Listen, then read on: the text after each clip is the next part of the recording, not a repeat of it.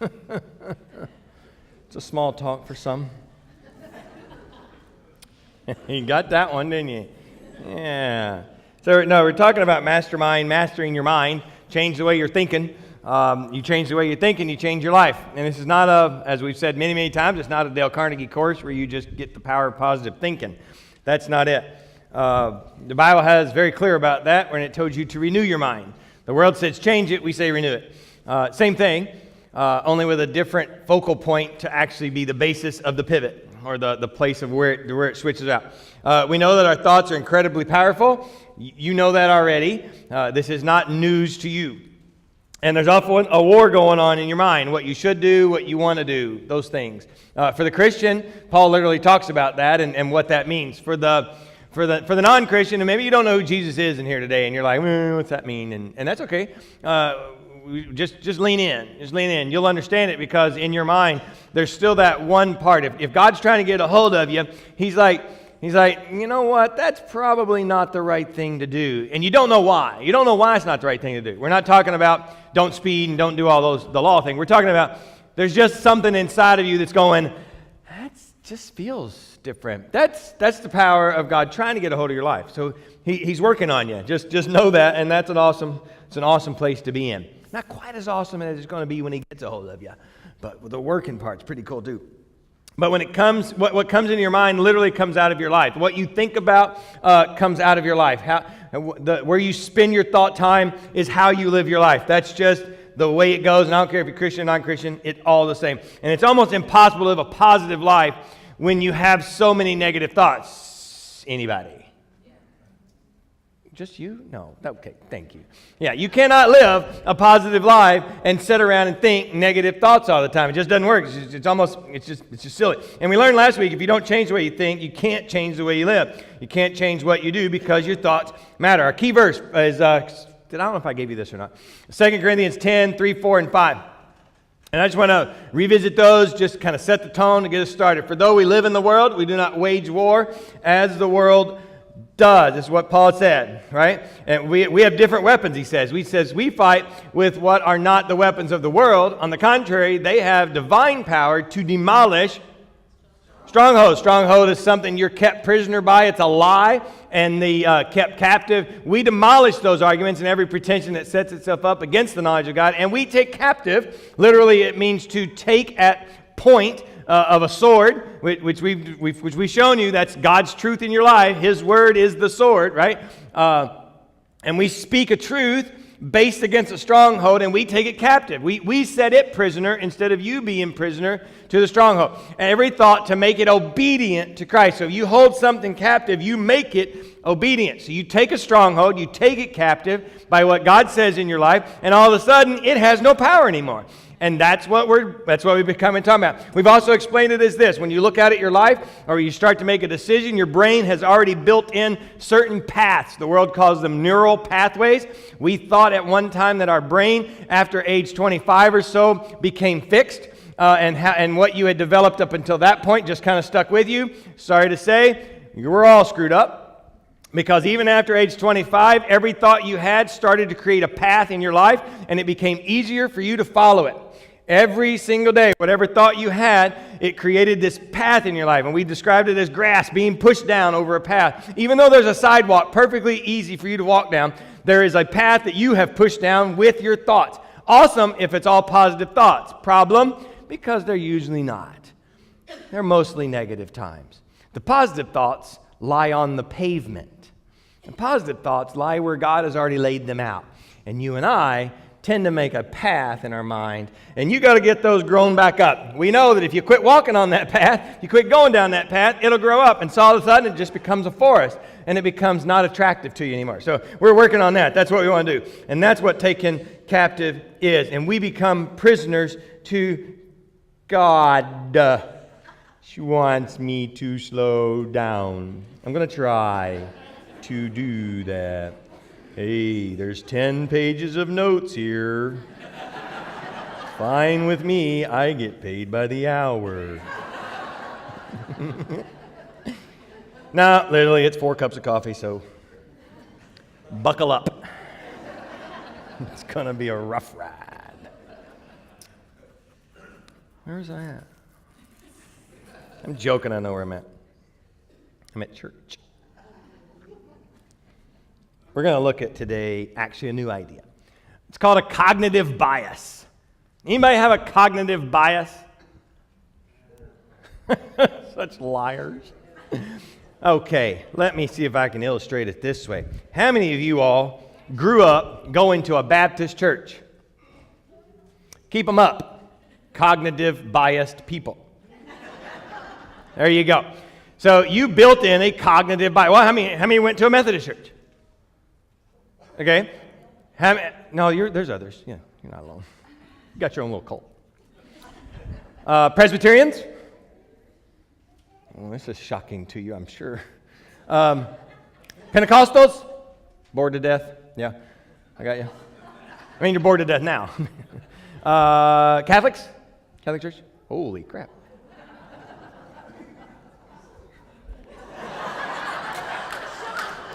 Now you feel at home. We're good. We're good. Good. Oh, that's the only two Catholic moves I know. It's like my dance moves. That's all I got. Let's see, what else we got? Oh, heathens, hate church people altogether. Oh yeah, good. Grew up like that. That's awesome. So those are within those, you have a cognitive bias. You have in your brain pushed down a pathway of how things ought to go when you go to church, right? You cannot help it. Don't say you are progressive so far that you can look over it. You cannot. It has been ingrained into you, right?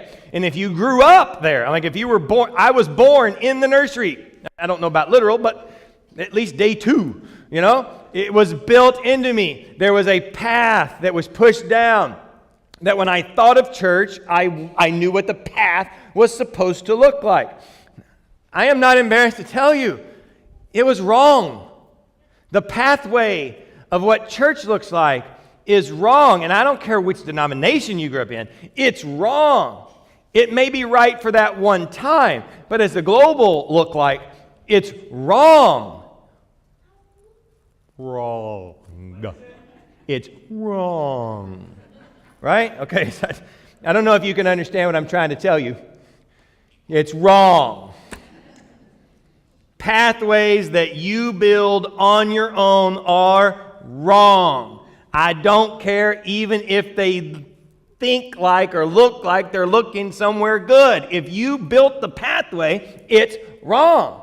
We're told that as you become a new person and your old person dies and you now come alive in Christ, Paul says, you forget your old ways. You stop doing what you want. You quit thinking the way you ought to think, and you think the way God wants you to think. And literally, when you wake up as a Christian and your mind opens and you have a decision, you look out, there's going to be a path. And I truly believe it is paved. It can't grow over. The difference is you've got some options based on your brain and his brain. And if you don't walk down his path, this path just leads to just bleh. It's gross. We said one week, and I wasn't even meaning to, but those paths get wet. And when those paths get wet, they get muddy. And you get bogged down, and you kind of get stuck, and you're just like, oh my gosh, I don't know what I'm going to do. I can't get over this. This is making me yada, yada, yada. You're over here on the paved path. Man, he sweeps that path every day. He keeps it. Even if there's chalk on it, he just cleans it off for you. I mean, it's a perfect path. And that's a great promise. It really is, because if not, without it, man, I'm just done, right? So that cognitive bias creates in us a way that we try to walk, and we shouldn't be walking that way. Let me just say this word out loud: glamour shots. Okay, yeah. So I saw a glamour shot the other day. And literally, back in, 80s, it was really, really popular. And I apologize if y'all got one at home, and maybe you won't have one after today. But I walked into a person's house. I know them a long time, and I said, who's that? Oh, that's me. It's my glamour shot. Well, how long did that take? I mean, when you look at a glamour shot, That is not right. And when you look at it in that frame, that's not right. And I think that person kept going every day, and they would look at that, that's me. It's not you. You's ugly. That didn't help. Just be ugly. Because it colors and it distorts the real world. That's what cognitive bias does, and we all have them. You've got to dig through. You've got to create a new path. You've got to change. You've got to renew your mind, as Paul would say, to get past that cognitive bias. So some of you out here, I know you're like, oh, I like my cognitive bias. Ain't nothing wrong with my cognitive. It's been good. Served me so far. Sure. We said Wednesday night, you can be functionally dysfunctional, but you can't be good. You can't be right. There's no such thing as God's way and my way, and they're kind of close. I'm okay with it. Don't be okay with it. The Bible literally teaches that you're not going to be okay with God's way. You're not going to want to go down that path. Your desire is to not follow His way. Don't say you do. Oh, I want to follow Jesus. No, you don't. You want to be an idiot. It's built in you. He literally programmed you so that you would start to follow Him willfully. It's designed. It's okay. But don't be happy about it. See, so when you see when you see what's not actually there, this wrong framework, this wrong creates mental filters. It distorts, it colors. Let me tell you this. You ever seen two different people respond different ways to the exact same situation? Let me just say it's not the facts that are different. It's the filter. In the workplace, I don't know if you've ever been a supervisor, if you've been in a leadership role and you bring somebody in, y'all have, what are they called? Evaluations, employee evaluations. Right, Chick, you've done these? Yeah. You just want to smack somebody. Isn't that a great way to evaluate? But no, you set them across the table and you present the facts of their evaluation, and you got to give them some feedback, and feedback is a positive word for telling them how bad they are at some things. And you do it right, and you lay it out, and you lay it to the first person, and they'll get up and they'll be like, she's an idiot. She don't know what she's talking about. I could have run this restaurant way longer than anybody else can. Well, I'll tell her, let me give her some feedback about her life, right? And then she sets somebody else down. She gives them, and that person, he or she comes up, and she's like, I didn't know that. I really want to get better. Thank you for pointing that out. And those are few and far between. I get it, but it's available. Those people really exist. But the facts weren't any different. It was the filter by which they walked in to get their feedback. It was the filter by which they had framed their life to be better than everybody else, to not need any help from anybody else. My wife's trying to teach me to dance. My filter says, I can't dance. Quit trying to teach me to dance. Love me for my dance moves. And she has laid out a path that I will now follow. My path is growing up, covering. So pretty soon, guys, y'all going to be bewildered by my awesomeness. More so than you already are. Thank you. Okay, that church bias. I don't know if you've ever walked into a church before. Wow. Holy crap. This is going to be so long. And you thought, you know what? These churches that don't have pews, so contemporary. Look at their video screens, projectors. They even have smoke. They don't need smoke. Christians are all hypocrites anyway. What kind of time are you going to have? What kind of experience are you going to have when you come in the room? Yeah, you're probably not even going to listen. Now, somebody walks in, God exists in all kinds of churches, all kinds of environments. Christians, no, they're not perfect, but I like some of them, and I can kind of get around. I'll be all right with them. What kind of experience are they going to have? Open. So it's all about the filter that you set yourself up with, no matter what it is. This even impacts your relationships here on the planet. I don't know if you've ever been around someone who says, I can't think about God as a father. Because my father was bad. He was evil. He was abusive. He was this. He was that. And that's true. And that filter that you put on God as the Father comes from, hey, God's calling. It's Jerry. It might actually be God. You should take that. You never know. Yeah, I tease. Shouldn't have your phone on in church. You can't have Jesus if you got phone on in church, right?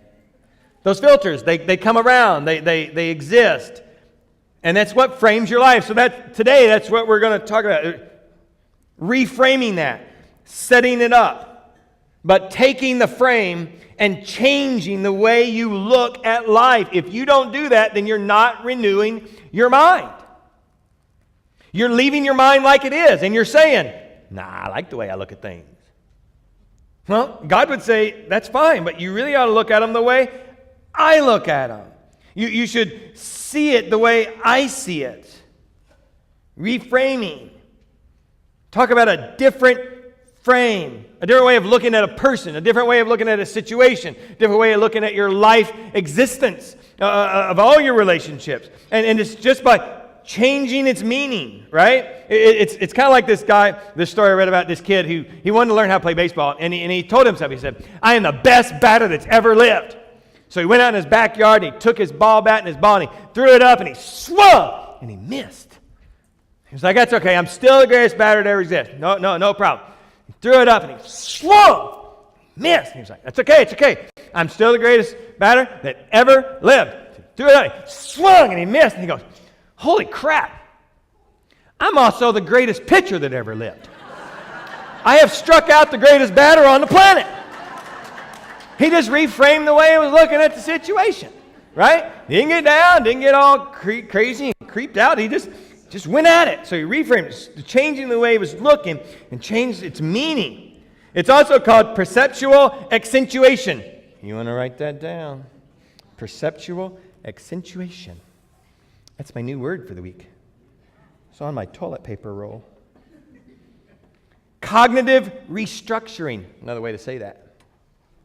Or, the way I think it, change the way you're thinking. No G on thinking. Just change the way you're thinking. A different way to think. That's it. What kind of day are you going to have when you get up tomorrow? Is it going to be a good day? Is it going to be a bad, pathetic, drama-filled day? It's all on how you feel. It's all on how you frame it. It's all on how you look at it. I heard a guy who said a prayer, like, thank you, God, for this day. It has been awesome. I have basked in your glory. I have seen you work thousands of miracles in my life just today only. But I'm going to need you to be with me because in a minute I'm going to get up. He had framed his day, it kind of framed his night. But it literally is. It's how you frame what your day's going to be. You can put a negative filter on it, or you can put a regular filter on it. Is it going to be bad? I hate being around these people. They're all a pain in the you-know-what. I hate going to these things. It never works out. Or every time I try to do something, I fail. I'm afraid to even try again. And God, it's not with me. Life's bad. It's going to get worse. Is that how you are? And there's plenty of people like that. And if you don't know them, come visit me. I will introduce you to them because they exist. And they exist right here. I'm not going to lie. It's all of us at some point. We all have these. But let's not jump on grace and go, whoa, we can all have a bad day. Yeah, we can. Of course you can. But you also have the ability to have a good day. You also have the ability to reframe your day. You don't have to wallow. You can jump out of it, literally just as easy as reframing it, renewing your mind, changing the way you're thinking. Don't walk down the path that's all pushed down. We need to understand that you can't control what happens, but you can control how you frame it. You cannot control what happens to you, but how you look at it or what gets framed around it. Now, we're not saying that everything happens is good, but you can frame the way you're seeing the situation. You can frame the way you're reacting to the situation, no matter how bad. And if there was ever anybody that was great at reframing, and we've kind of said this at the beginning, it was Paul. Man, I don't know if you know his story, but he had a very strategic prayer plan, right? From the time you meet Paul, you'll see him. He's like, I want to go to Rome. I want to go to Rome. I want to go to Rome. I think I'm going to be preaching the gospel in Rome. I can't wait to go see the king and preach the gospel in Rome, and everybody's going to love me. I'm putting this part in, but I really believe he probably thought this. He was going to go to the center of Rome, and he was going to stand there, and the entire Roman world was going to hear the gospel, and they were going to go, I don't like my life anymore. I want yours. Right? I mean, he really had that passion that the gospel could change people. And so that's what he wanted, and that's what he pushed for. And so he's like, I knew I'm going to get there, and I'm going to be that. And here we find Rome. Here we find Paul in Rome, and he's locked up in prison. I mean, he's literally he's a prisoner. He's locked up on house arrest. He's chained to a Roman guard 24/7. He literally gets a new one every 8 hours. Just a new guard comes in. So how did he frame that situation? Some of you, that's where you are right now. You thought to yourself, if I get the degree, I'll get the job, and then I'll get the house, I'll get the wife, I'll get the kids, I'll get the picket fence, I'll get the new car. And then here you are, you're like, I got the degree, I got the job. I'm kind of overqualified for this job. My house just fell down. My wife left me. And that's kind of where you found yourself. If you play it backwards, you get it all back.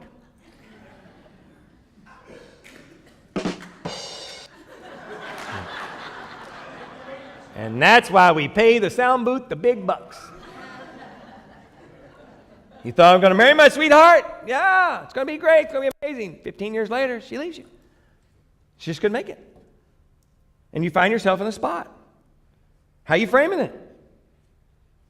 See, that's where Paul was. This is what I want, but this is not what's happening. This is what I thought was going to happen. This is not what happened. Let me show you what Paul could have said. Philippians chapter 1, verse 12 from the NWV version. If you want to find that on you version, you're not going to find it. Now I want you to know, brothers and sisters, what has happened to me really sucks. As a result of the hell I've been through, I'm quitting my life group and never going back to church. The New Winers version.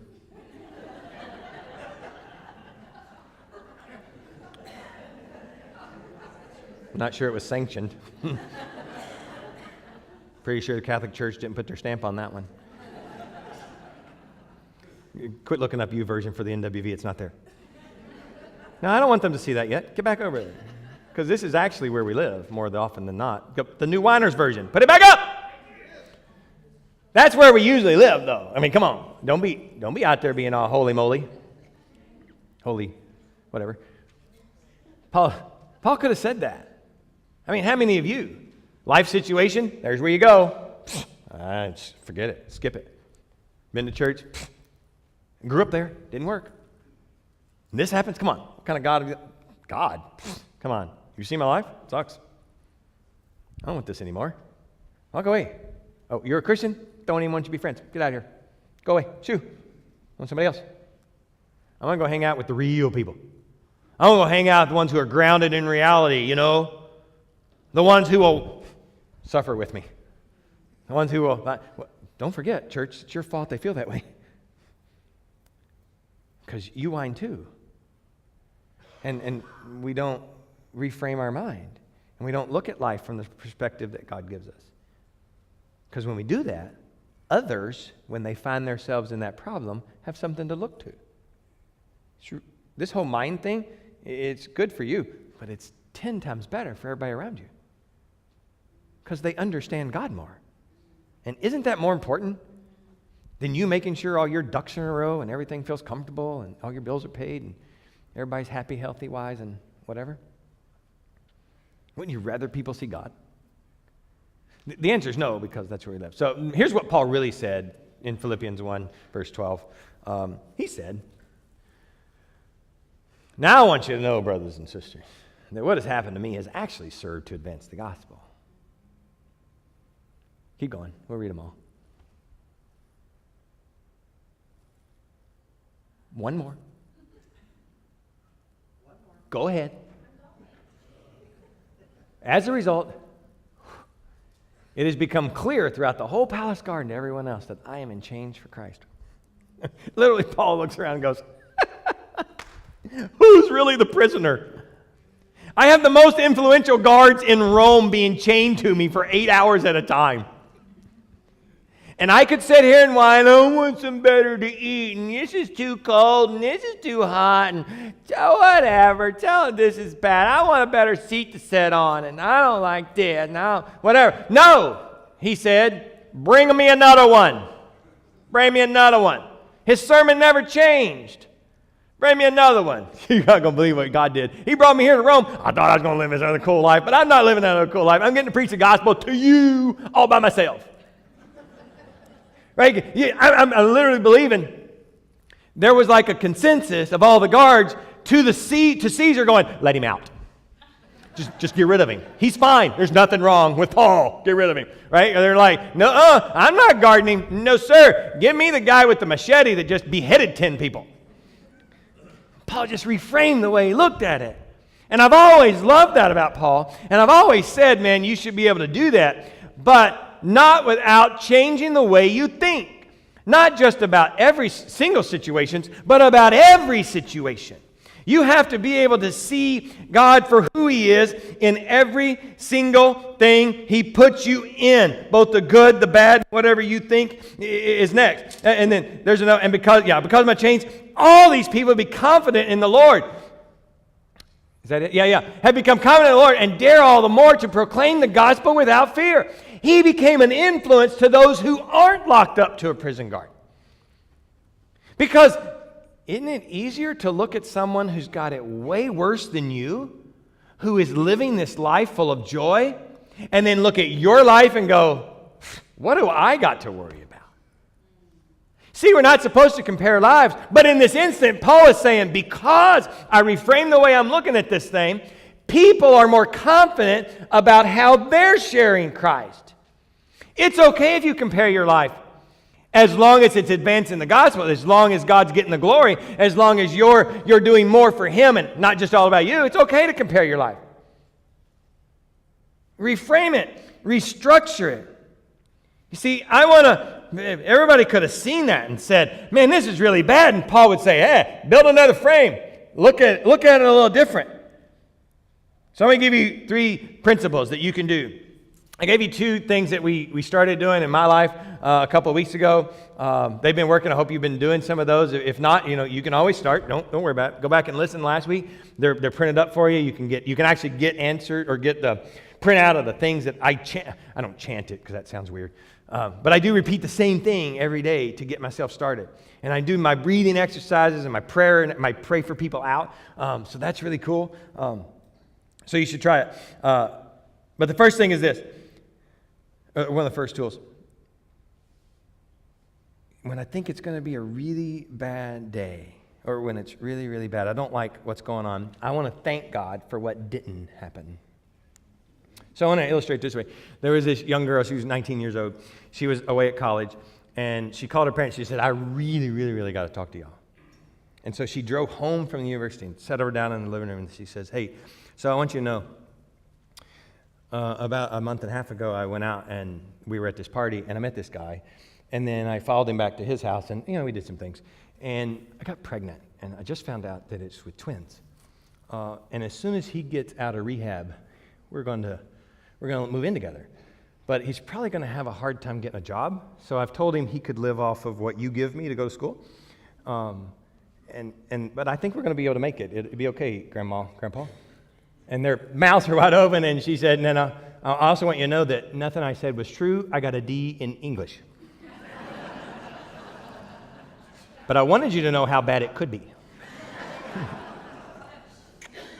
Think about that. If you ever got to deliver bad news, start really, really bad.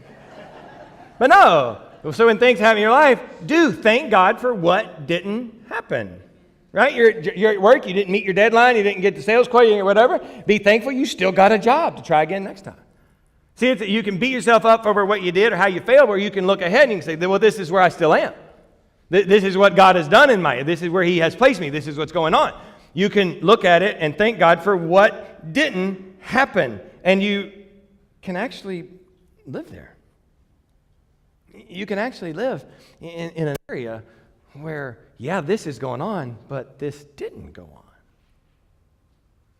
And that doesn't necessarily make the situation better, but it at least changes the frame of which you're looking at the current situation. It helps. Next thing you're going to do is you're going to practice pre-framing. Pre-framing. I should have said pre there. That's all me. So pre-framing means I decide ahead of time how I'm going to look at things, how I'm going to look at an event, how I'm going to see things for what's going on. Now I'm going to give you an example, and this is probably not the best example, but it really hit home, and part of this is a soapbox for me, so indulge, right? Is that okay, Blanche? You'll indulge me? Good. In this, I hope you get it. So let's see a picture of Lauren Daigle. Ain't she pretty? This is a billboard in Nashville. Lauren Daigle is one of the newest, well, she's not new. Her music has now really climbed the charts. She's really up there. Number one, actually, 2 weeks ago, above all the pop stars. Everybody. That's the Swift girl. That's up there. So they made a billboard for her in Nashville.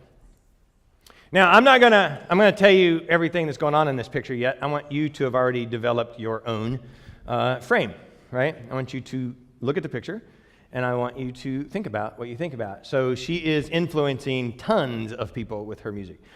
Many of you got influenced last week with 2 of her songs. Sherry Ann saying they were all Lauren Daigle songs, and many of you were like, holy crap! When she practiced those 2 songs the night before, I was like, never before have you sang worship songs like that. Now I didn't know either one of the songs, but I listened and I was like, oh wow! And it was her. Lauren wrote the songs, she sang the songs, and it was just like, what did I do to deserve a love like this? And nothing, but I got it. So you got your frame up, you got you pre-framed it. So what you just did when you looked at Lauren and when you heard me, you had your frame and you had already decided. So I mentioned she is the top Christian artist. She's influencing a lot of people, right?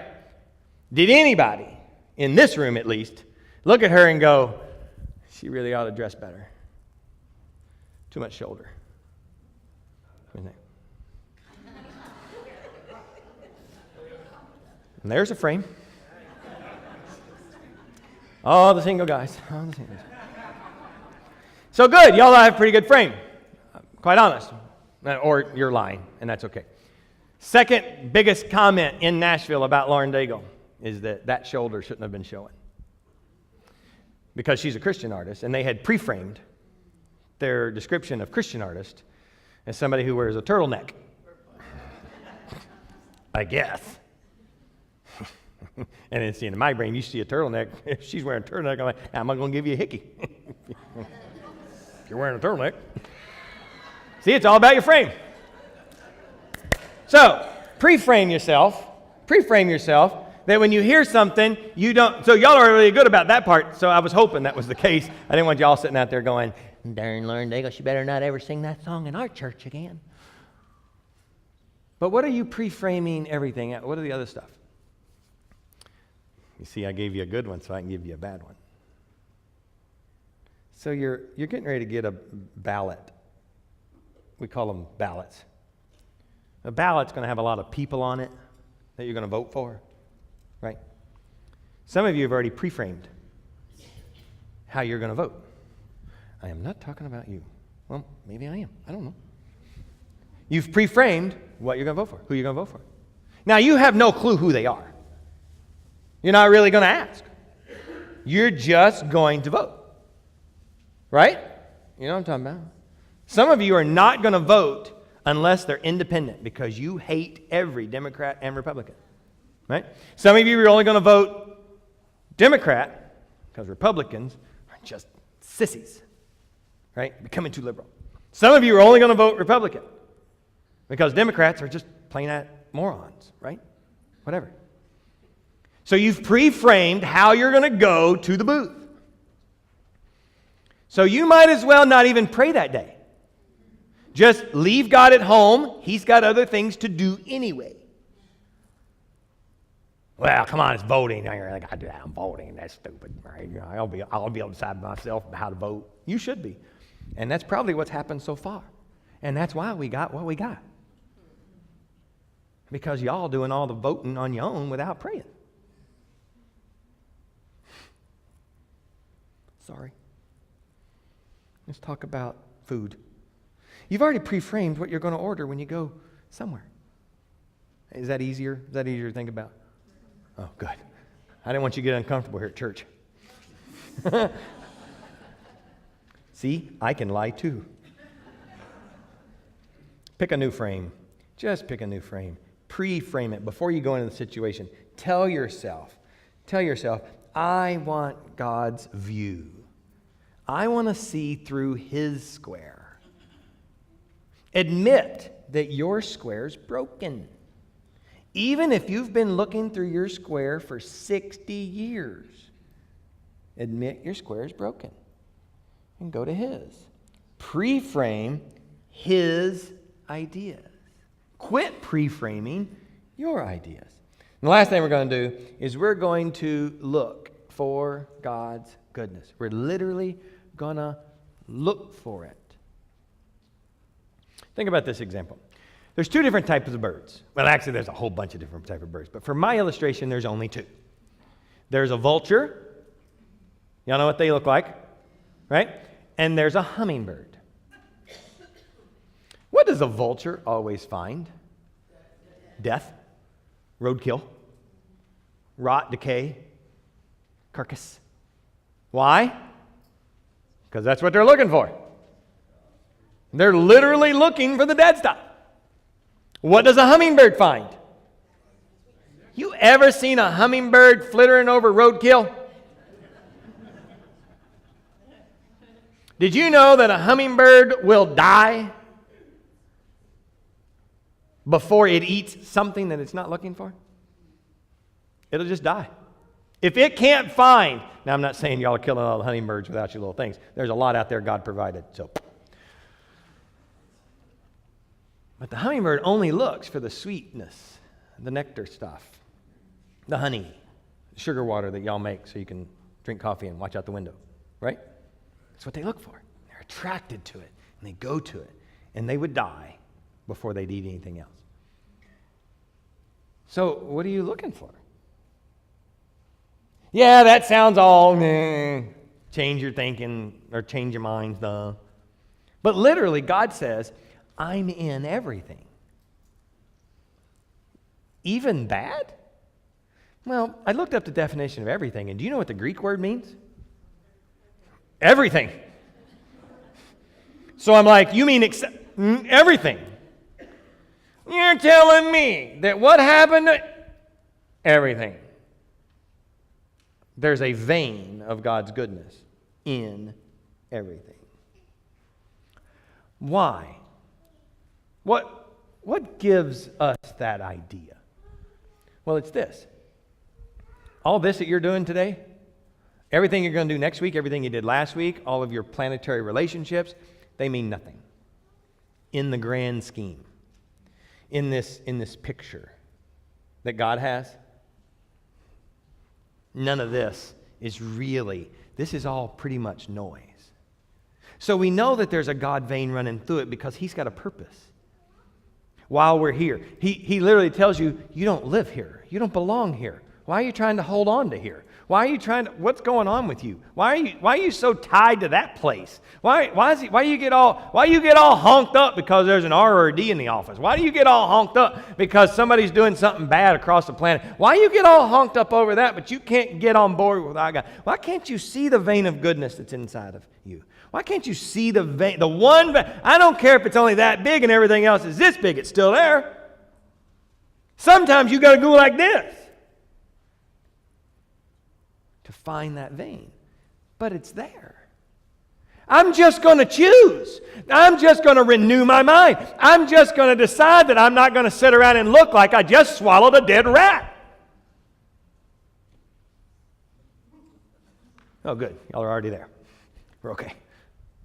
But literally, that our faces. The Bible tells us that what's inside of your heart, which you just took in through your mind, comes out your mouth, and we will also say facial expressions. I was listening to a TED Talk last night, and animals don't wear their emotions on their faces like you do, right? You can't hide what you think. Like right now, I know who likes me and who doesn't. Change your mind. Change your face. Change your heart. No. It's okay. It's just the ones we're going to talk about on Wednesday. I don't care. No, but we wear them on our faces. But the animal kingdom, you know where they wear their emotions? Just on their ears and their tails. That's the only place you can see the emotions, literal, of an animal as they come out. Now, I'm not into animals. I don't care. But I thought that was really cool. Right? They can hide it. You can't. You cannot. You literally cannot hide your emotion. Try to smile when you're ticked off.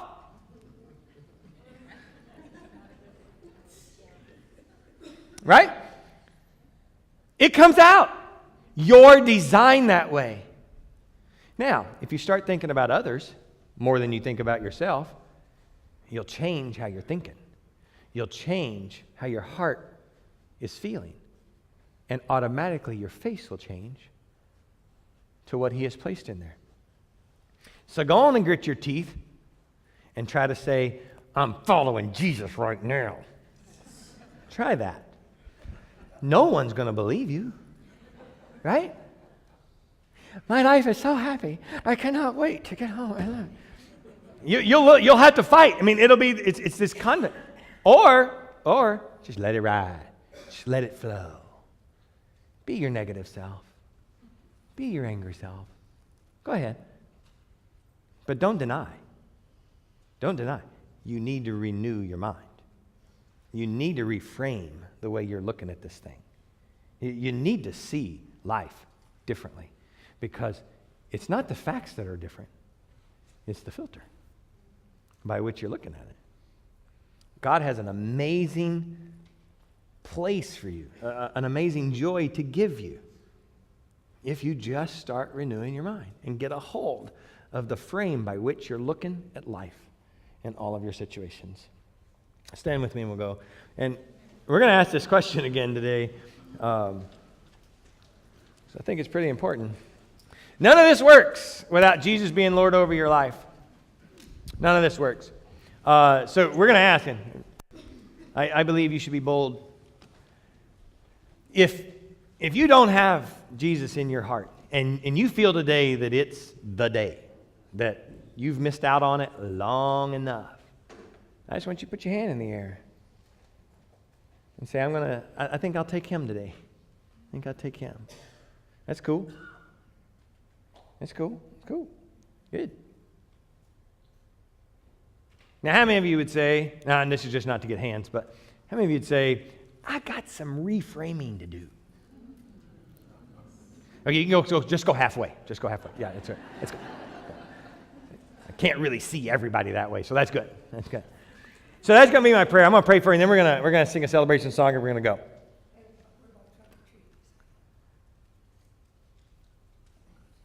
I can guilt that. That's a good idea. Good idea. Before I pray, how many of y'all have not signed up for Trunk or Treat yet? And you're going to be here October 31st. How many have not, but you're going to be here on October 31st? So many liars. So many liars. Trunk or Treat sign-ups in the coffee shop back there is a sheet. Yeah, there's 9. I think there was 10 cars on there. We really need no less than 15, so I need 5 more cars showing up, right? And then volunteers. Volunteers look pretty cool. Yeah, listen, it's less impact in the trunks, I promise. You're going to want to sign up. So if you can go do that, that would be great, and we'll give you all the information that you need. Also, one more quick announcement before I pray for you. It is Barbara's birthday.